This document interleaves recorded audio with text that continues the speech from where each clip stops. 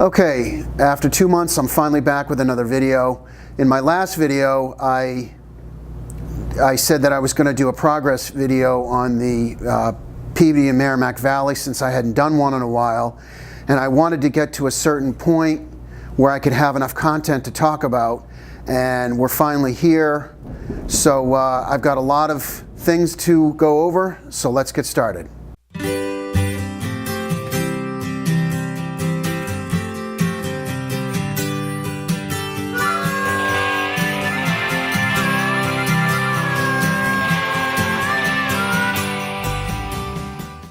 In the last progress video that I made on the layout, I had talked about building this incline here that goes around on this corner here, and I finally have it.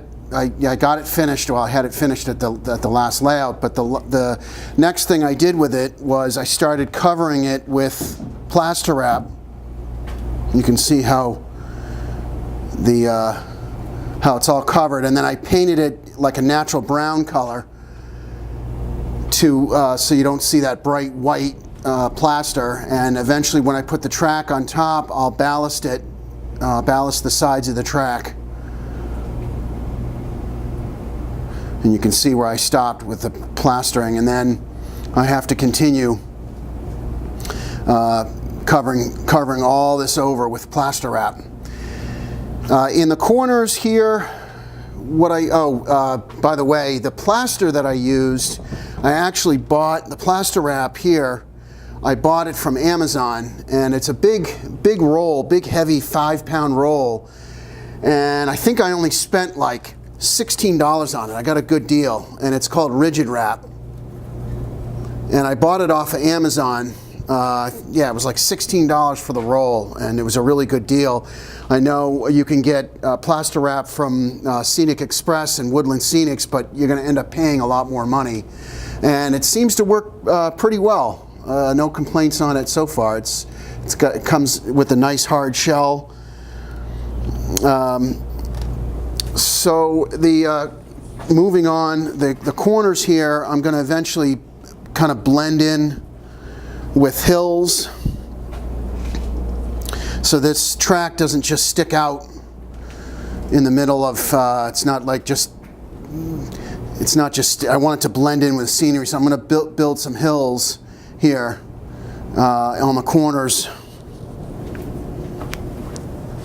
and I'll build a hill over here where all this junk is, and then I finally finished this bridge. It really came out well. What I did was I ended up buying the girder plates from Scenic Express, and I ended up weathering them. And if you guys, I made a video on how I weathered it. If you guys want to see that video, go ahead and click on the link on the upper right hand corner of the screen, and you can see how I weathered the girder plates. But you can see it came out rather well. I'm pretty happy with it. The only thing is the way that I attached it was I used these little fine screws. And you can kind of see the screws. I don't know, I might color them brown just to kind of blend them in a little bit more, but I think it came out pretty well. I'm pretty happy with it. And over here, I did the tunnel liner walls. You can see underneath there, it's black. The tunnel liner walls came out nice. I also did a video on how I made these tunnel liner walls. If you want to click on the upper right hand corner of the screen, it will take you to that video on how I made them. And over here is going to be the track. I don't know if you can see it. It's gonna continue. I don't have it in place now because I keep having to take this board up to work underneath. But I'm going to have the track come across, and there's going to be a road that's going to come across and go off into the distance against that backdrop. That's why I didn't finish the backdrop there, because I'm not sure how I'm going to make the road go and where I'm going to place the road.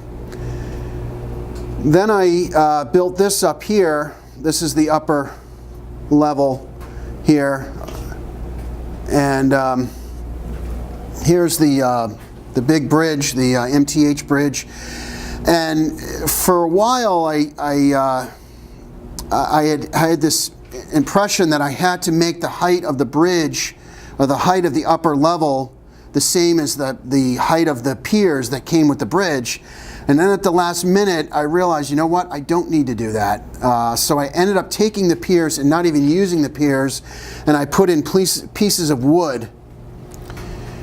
And what I'll do is I'll wrap them and put them in, put some plaster, some rock molds around to make like granite rock, that the bridge is basically built into the granite rock.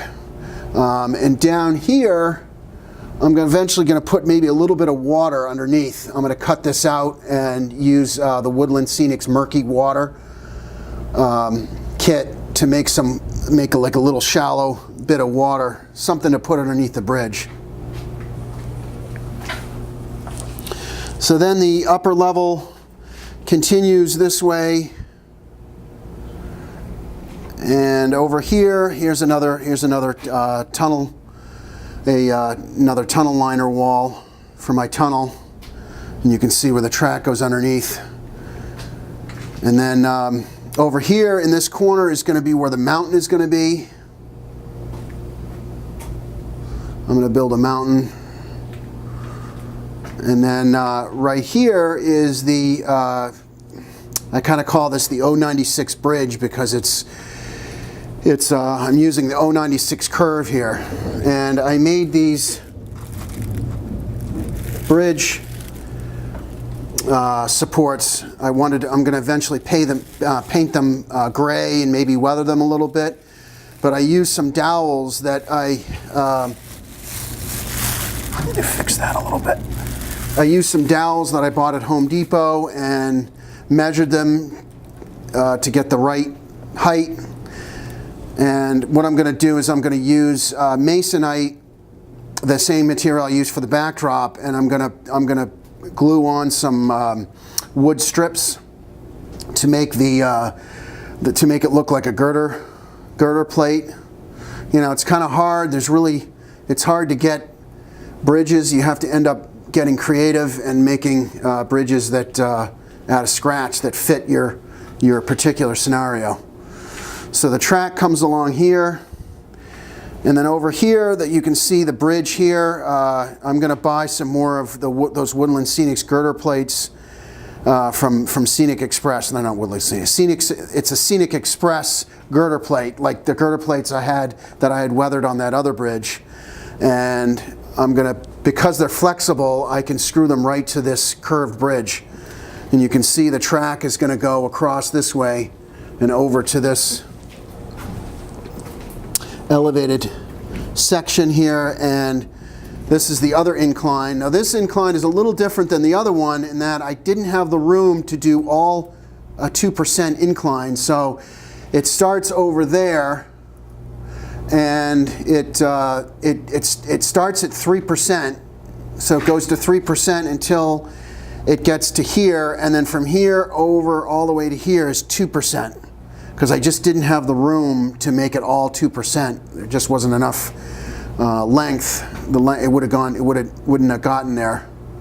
I had to make it fit so that the incline would stop here. I didn't want the track to start going up underneath the bridge, or I would have had clearance problems. So.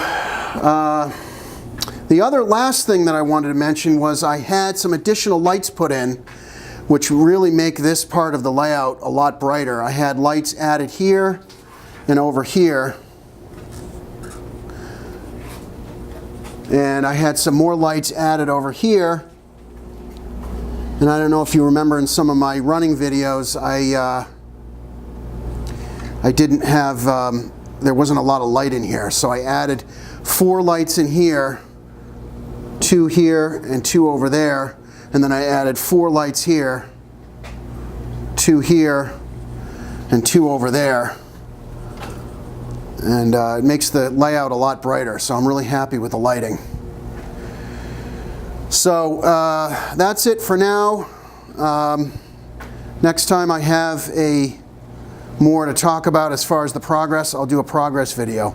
On a final note, I wanted to kind of give you guys an idea of where I'm going to be going with my channel in the next 2 months. I don't usually do this, but because I've got so much videos that I'm going to be making, I wanted to kind of give you guys a glimpse of where I'm going to be going. Starting with Lionel, I've got a couple of things on pre-order. The Spirit of the Union Pacific 1943, I have that on pre-order. MTH came out with this engine back in the summer, and Lionel is going to be releasing it around Christmas time, so I'm going to be doing a review on that when I get that. I also have a LED boxcar, Union Pacific boxcar that lights up. I'm going to be doing a review on that. Then I have a Train Sounds tank car and a end of train tank car with the blinking light in the back. I have those 2 cars on pre-order. I'm going to be doing a review on those 2. Then I have one of Lionel's new technology. They have these Bluetooth camera cars, and there's a Coppola caboose car that has a Bluetooth camera in it. I'm going to be reviewing one of those. I also have it's called a theater car, and it's one of the 21-inch passenger cars, and the camera points out the back of the car as if you're riding on the platform at the very back of the train. And I'll be reviewing that. Those 2 cars, the 2 Bluetooth cars, I'm really looking forward to getting those. Those are going to be exciting to get some new viewpoints from the train's perspective. I think that's going to be exciting. And then on the MTH side, I have the Union Pacific number 80, the coal turbine locomotive, on pre-order. I should be getting that by the end of the year. They say that the train stores will say that when they're expecting an arrival for this stuff, but it never really ends up being on those dates. It ends up being a little bit later, so I'm thinking that maybe that will come like around January. That's going to be a unique engine. MTH has released this engine in the past, but they now are re-releasing it with Proto 3. And speaking of reviews, my next video is going to be reviewing the one of Union Pacific's, the GE U50C that MTH released last year. It's with Proto 3. I've had it for a little over a year now, and I've been running it for a couple months. I just haven't had a chance to do a review on it. So that's going to be my next video. So a lot of exciting things coming up on my channel. And if you guys haven't subscribed to my channel, I encourage you to hit that subscribe button, because so you won't miss what's coming up, because I got a lot of exciting content. So that's it for now, and we'll catch you guys later.